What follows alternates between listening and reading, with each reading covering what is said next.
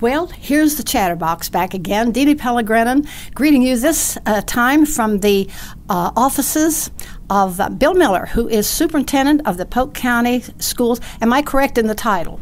Correct. We're off to a good start. Anyway, we're here in this beautiful old building that was once whatever. We're going to talk just a minute about that because it's a beautiful old historic building.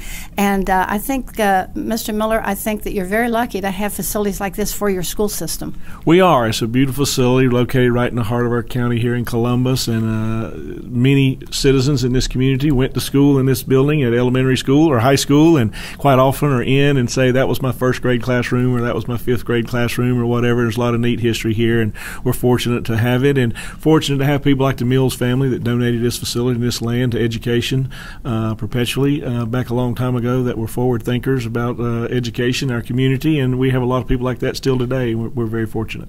Okay, one of the first things I ask people is, are you a native Carolinian? I am definitely a native Carolinian. I'm a native in Polk County, depending on your definition of native. I run into people who think you're only a native in Polk County if you were born here, and I was not, but I've been here most all of my life. We moved here when I was in elementary school, and so I've been here most of my life. Most people probably would consider me a native to Polk County. Well, from your little accent, I could tell you probably were nearby, Caroline. But I was attracted to doing this a little. I just called a visit. It's not a program. Nothing's planned about it. But because I've run into people here who are not native Carolinians, but who are so active and so in love with Polk County, and they have come from all over the world and settled here. And I always say, why? Do you know a lot of people who have settled here for one reason or another, and you have sometimes wondered what attracted them here, since you're used to it? And does that pose a question? It does. I mean, we certainly have a very active retirement community here, and as you said, people from all over the world. Many of these people are involved in our schools, very supportive of our schools and our students, and so we are used to that experience over time here, and it's a wonderful thing. Polk County is certainly a unique place in that we have a lot of things for such a small community, and I think that draws people. We have 4 seasons. We have a strong arts community. We have a lot of activities as far as outdoors. We just have a lot of things, a lot of progressive people that retired here over time and have donated to the community and put a lot of things here that have, from our equestrian community to our arts community to our golf communities to a lot of different things. And so it's a neat kind of place to live, and it certainly is a very pretty place to sit here in foothills, and we look up at the mountains here today, and so it's a very attractive place, I think, for people also. I know your high school is so scenically beautiful, and we'll talk about the quality of this beautiful building. That was my main reason, because the education system I found here, I just wish I had children in school, because it is one of the most talked about plus quality education that I found since I moved here. But I looked at the beautiful scenery when we were rehearsing for community chorus out, and you let us use that high school. And I saw some of the students. I think we're having a twilight track meet or something. And I stopped couple of them, and I said, your students here? Yes. And I said, how do you study with this beautiful surrounding? It's the most beautiful scenic view in the world. And one of the students laughingly, and it may have been true, said, well, I think sometimes they turn the seats around so we can't look out the window. It certainly is a beautiful facility at Polk County High School, and we're very proud that we live in a community that has provided us such a facility. But visitors that come here, we often joke with them that our lot's worth more than our building over where Polk County High School is, because it is a very beautiful view of the mountains, and sitting in there the way that it does at night at ball games and other things, it's just a really, really neat place. Well, I think it's beautiful scenically, it's beautiful physically, beautiful facilities, but the most important thing, what comes out of those facilities. And I've heard you rank very high, the Polk County, maybe it's the whole Carolinas school system, ranked very high in the country as far as the quality of education you're giving our students. Well, thank you for saying that. We believe that, and most of the measures I think that the state uses to measure schools, we certainly do perform high. A most recent example I would give you is that for the first time last year, North Carolina gave the ACT to every junior in North Carolina. So all of our juniors in Polk County schools took the ACT, and we were the 5th highest scoring school system in North Carolina in regards to the average score on the ACT, which we think is just one indicator of the quality of our students and the quality of the experience they're getting here. And we're very proud of our schools, but certainly none of it could happen without the support of the community that provides us funding, facilities, tutors, community foundation that provides scholarships to kids. It all fits together to make the schools what they are, and certainly we're very proud of them and think our students get a great experience. Of course, the school, the backbone of the education, aside from the leadership and so forth, and the facilities provided, but you draw teachers. Those are the backbone of our educational system. Do you get a lot of applications when there's a vacancy? Do you get a lot of applications from far distant places because they maybe feel this is a quality place to teach? We do. I mean, we have very little turnover, for one thing, because I think our teachers feel like they're working in a good place where they're supported and make a difference in the lives of students.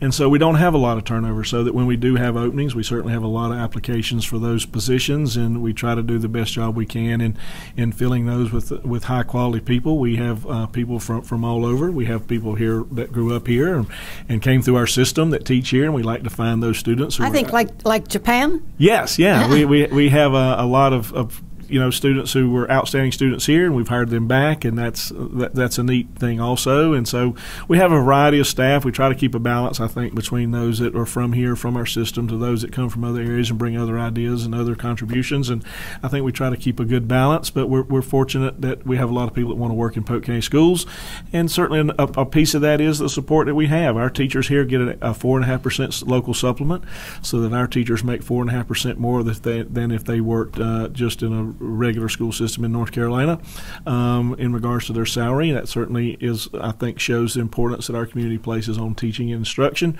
And so all those things, I think, fit together to make this a good place to teach and work. What's the number of students you have on staff? Not the aides or that, but just the teachers. We, in Polk County schools, we have probably about 200 teachers. We have about, I think, 350 staff total of everything that we have.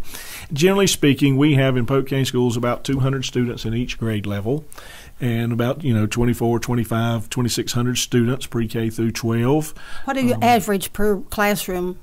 Try to keep an average. It varies, certainly from K3 to kind of 4 or 5 is a different number, to 6, 8 is a different number, and high school is a different number. So those all vary.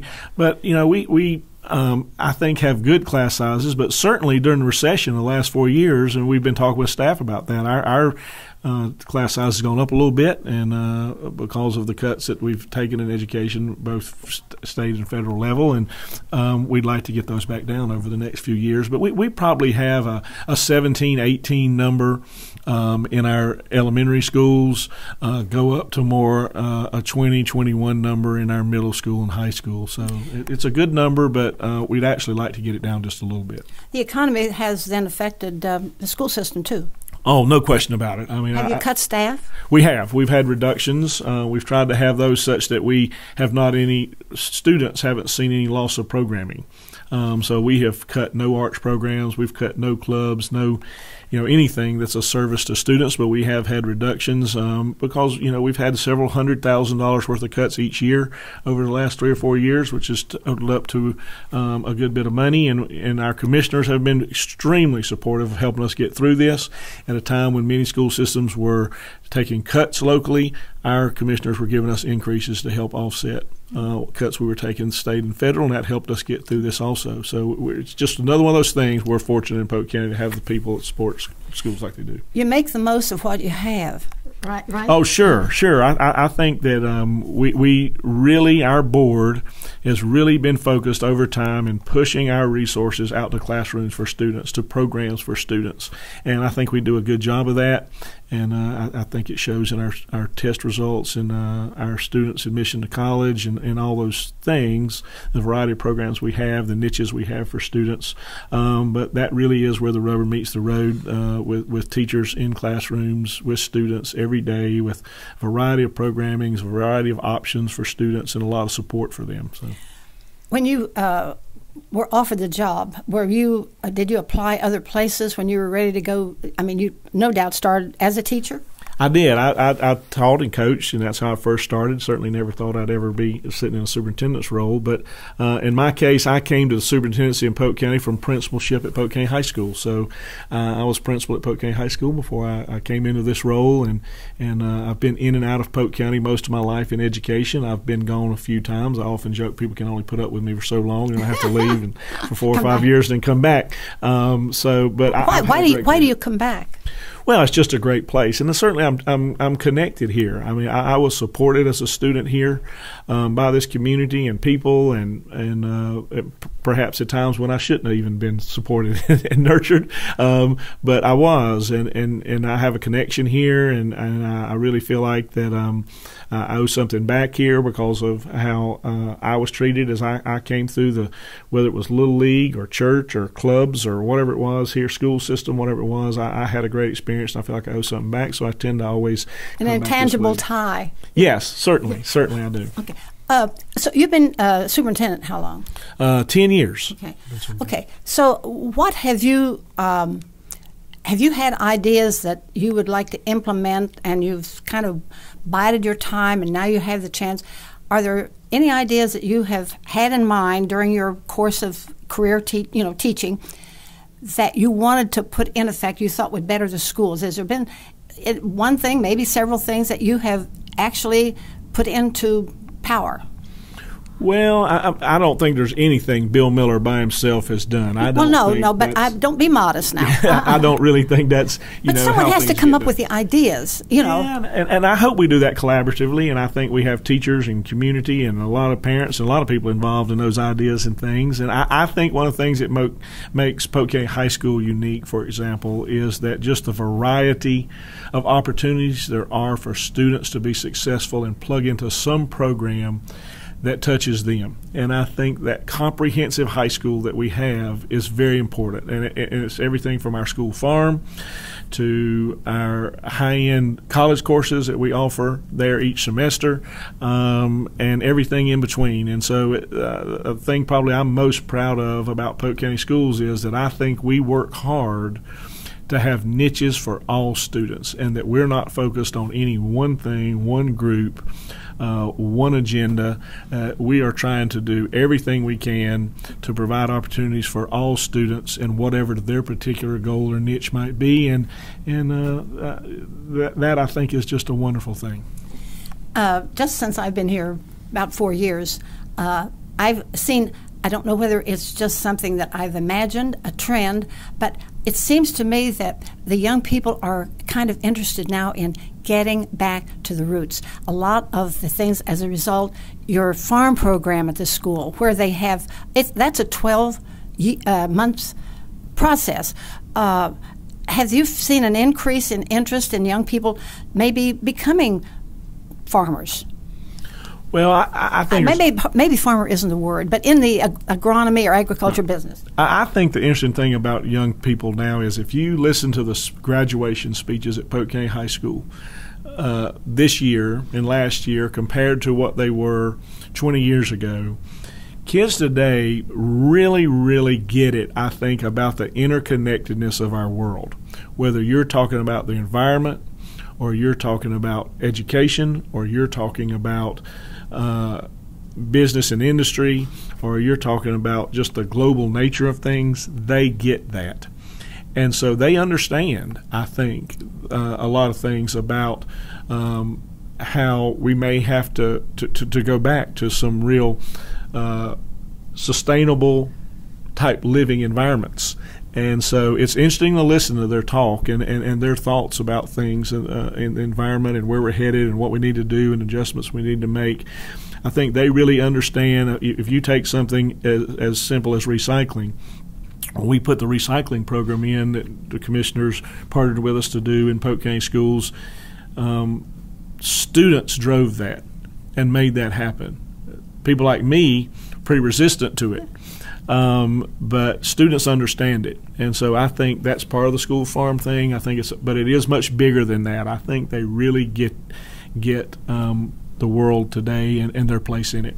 I think from thinking back when I was graduated from high school, which is a long time ago, but that students now are more aware of what's going on around them, what's happening to our world, and disagreeing with some of the things that our generation and the generation before us have allowed to happen. We have kind of slipped. We've become very slipshod, I think, in some of the things we do in this.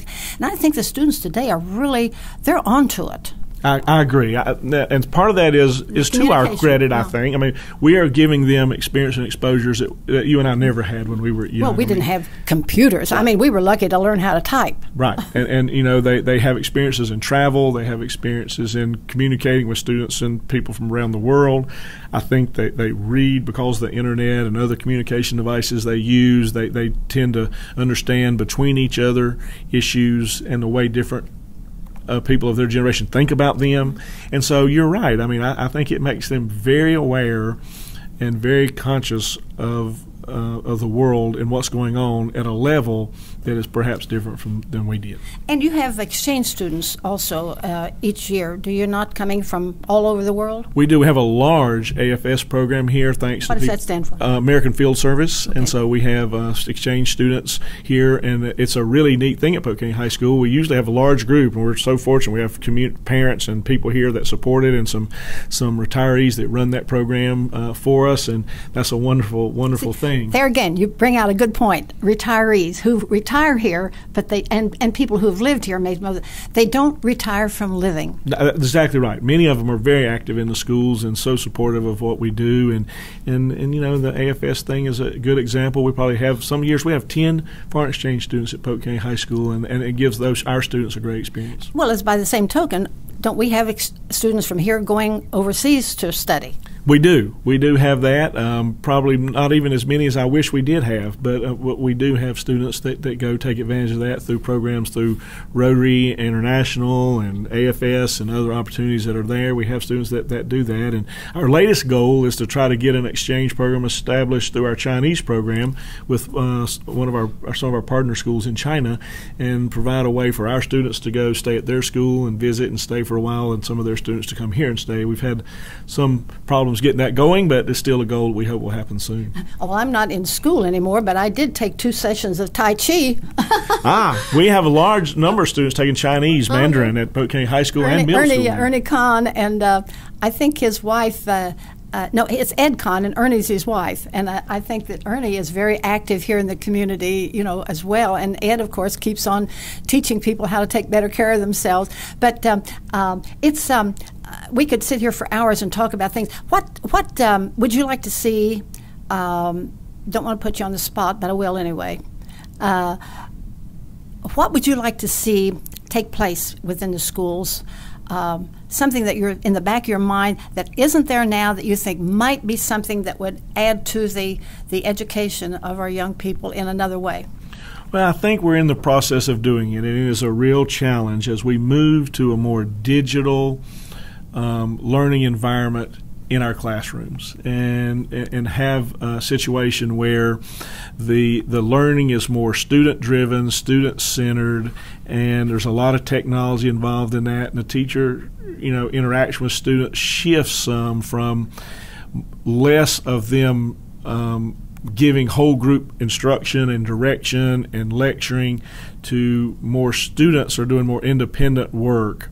And the teacher is just assisting where they may need assistance at different times. They're the motivator. Yeah, it's a big shift instructionally and technology-wise, and it's going to take a lot of training, a lot of effort, and it's some money, and it's a process. It's not going to suddenly you want to do that and next year it's going. It's going to take time. You're pretty well equipped as far as some of this new internet, the techniques and the materials needed for. Are you pretty well set for that? We've got another program we've got to do one of these days because I'm running out of time here to ask you these questions that are in the back of my mind about your plans too. But you want to? I'll let you just kind of summarize here your feelings about the future of education or anything you want to say. Well, I think the future's bright for education in Polk County. I see no signs that our community is backing down from supporting students in schools and education and understanding the importance of education in the development of our community and our society. And so in Polk County, I think there's great reason to be energized about where we're going. On a bigger scale, I do think there's a lot of challenges in public education. A lot of those are around how is funding going to kind of proceed in regards to vouchers, to charter schools, to private schools, to homeschoolers. How is this new kind of landscape of education for students going to look? How is it going to be funded? And what is the most effective way to make sure all students, not just some students, get a good experience? And that's I think just a tremendous challenge for our country and our state. But here locally, I think our students are getting a good experience, and I have every reason to believe they'll continue to get that. And I think, like you say, I don't know about this No Child Left Behind. I don't understand completely what they're trying to do there, except I think that the emphasis should be on those children who are from lesser able to go to higher education, but to be able to finish high school with an education they can earn a living with. Certainly, that's the ultimate goal of all education is obviously that you are contributing to your community, but that you are employable and you can make a living and support yourself and your family. That's the ultimate goal, without any question. And hopefully we're doing a good job with that. But the all children thing is a really, really important thing. And here we attack that from a preschool program whereby we have 4-year-olds in school in Polk County schools, all 4-year-olds, not just a program where it's just a few students are allowed to come. We actually have an extra year of school. We have after-school programming and summer school program for students that have fallen through the cracks or just a little bit behind and need boosted up a little bit, and we provide all those services. We have an early college program that provides opportunity for kids to go to get 2 years of college free before they ever leave high school. And we have college courses where we're trying to get all our seniors to at least have 24, 30 hours of college credit for a semester before they ever even leave. And so we have a lot of things there to help do that. But I do think as a country and in Polk County schools that the big challenge is that we try to make sure we're addressing the needs of all students and not just any one group. And when we do this again, there's one thing that and you can answer it or not answer it at the time, but the whether education should be left to the states, the individual states, or should it be controlled from Washington? And you don't have to say a word about that now, but you're grinning. It's very controversial, I know, and I never like to put a guest on the spot, but it's a concern, the education of our children, because we're being bypassed in some of the foreign countries with their education. I think finally people like you are getting it back to the basics, where I think it's great. I may start back in high school so I can get some college credit without having to pay for it.